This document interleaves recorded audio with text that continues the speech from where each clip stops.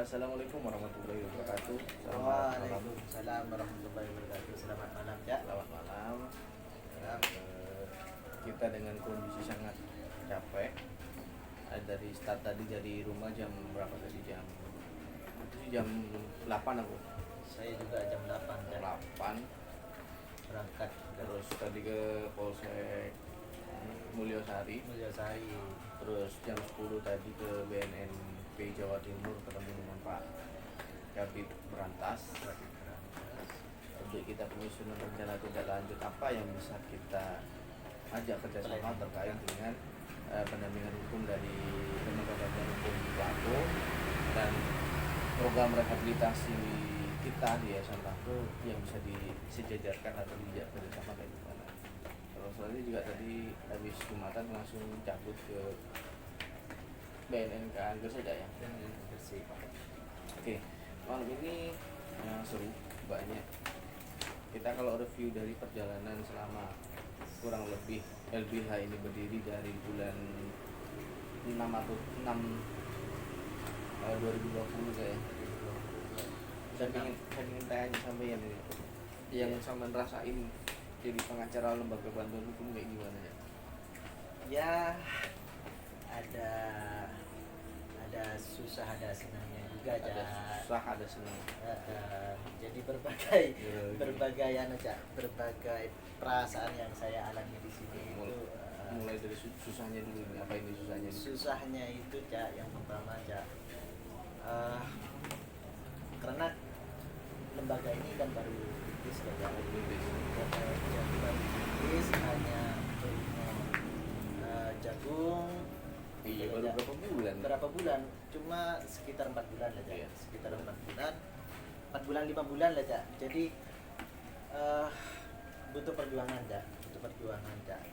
Dan untuk saat ini yang kita bisa lakukan itu adalah bagaimana mengkoneksikan ataupun koordinasi inten dengan instansi kepolisian juga, baik dari polisi, dari Polsek, Polres, Polda, dan juga BNN.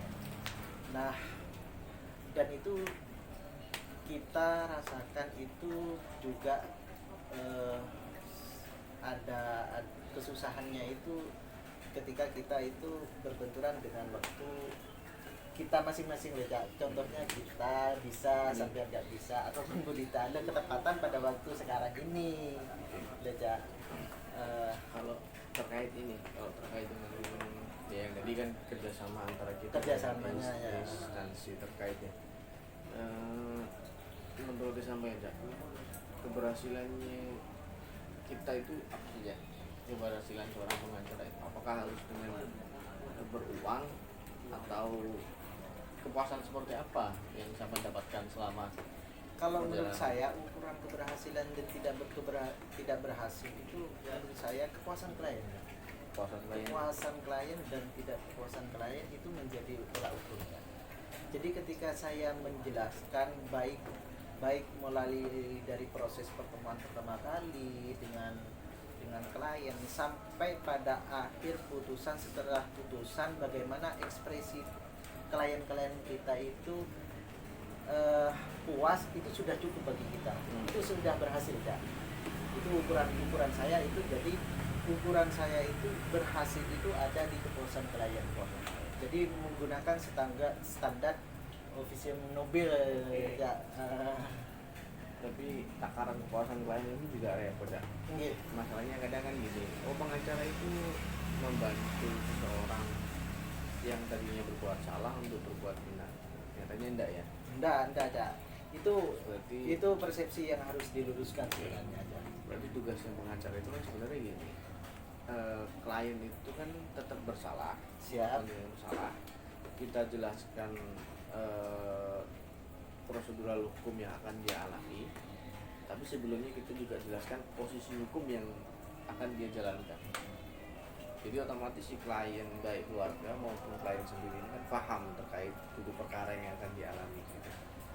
Terus ketika kita kasih beberapa opsi keberhasilan A, B, C sesuai standar dengan nilai keparahan, nilai kesulitan perkara yang dihadapi, tapi mayoritas semua hampir puas ya. Hampir puas ya, hampir puas ya. Yang tidak puas itu mana ya? Ada ya? Gak ada ya untuk saat ini lah, selama Saat ini kita belum ada. berjalan Ya, 4 bulan sampai 5 bulan ini, semua klien itu saya kira itu, bahkan di persidangan pun juga ketika kita menghadapi pasal yang pengedar ya, kita bisa keluar dari pasal pengedar ya.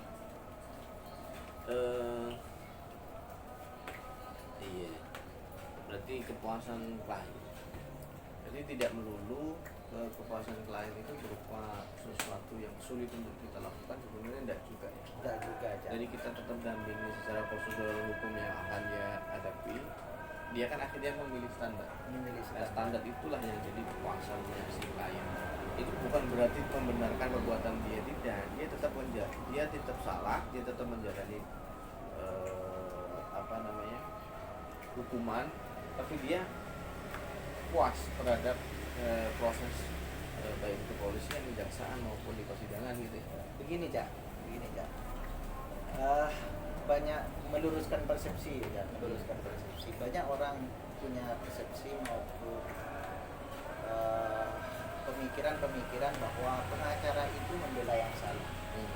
Membela yang salah. Orang dia biasa benar apa? Membela yang salah, membela yang bayar. Masih dibela gitu loh. Bukan seperti itu ya. Jadi posisi kita sebagai pengacara itu bukan membela yang salah, tapi membela hukum acaranya. Hukum acaranya bagaimana, sesuai tidak polisi itu melakukan tindakan mulai dari penyidikan sampai ke sidang gitu loh ya. Kalau memang dirasa itu ada yang tidak sesuai dengan hukum ataupun hukum acara yang dilakukan baik dari kepolisian, kejaksaan maupun hakim, dan itu yang sebenarnya kita bela. Jadi bukan membela orang itu bersalah, tidak, tetapi kita itu statusnya pengacara membela hukum acaranya sesuai dengan standar hukum acara hukum di mana gitu ya. Jadi acuannya. Terus kalau misalkan ada pengacara itu hanya menangani perkara yang bayar, betul nggak ya? Tidak, kalau di LBH ini tidak aja, tidak di LBH.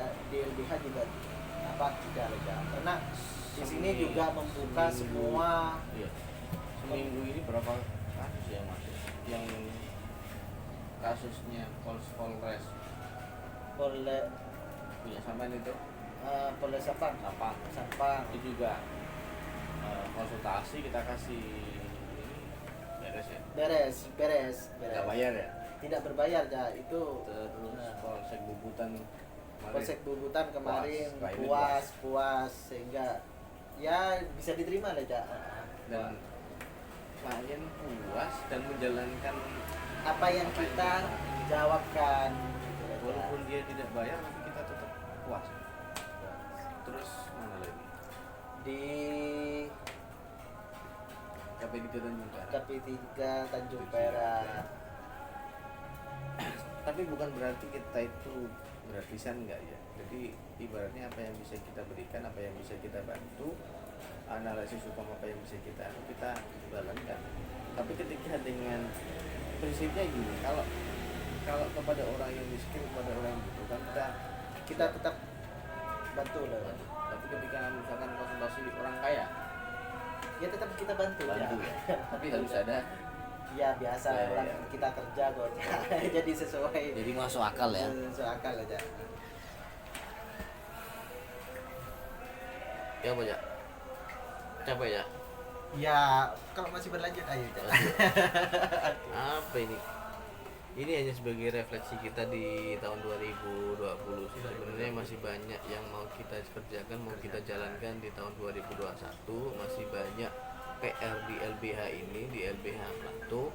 Ini kebetulan timnya baru saya dan Cak Wadis yang berpartner.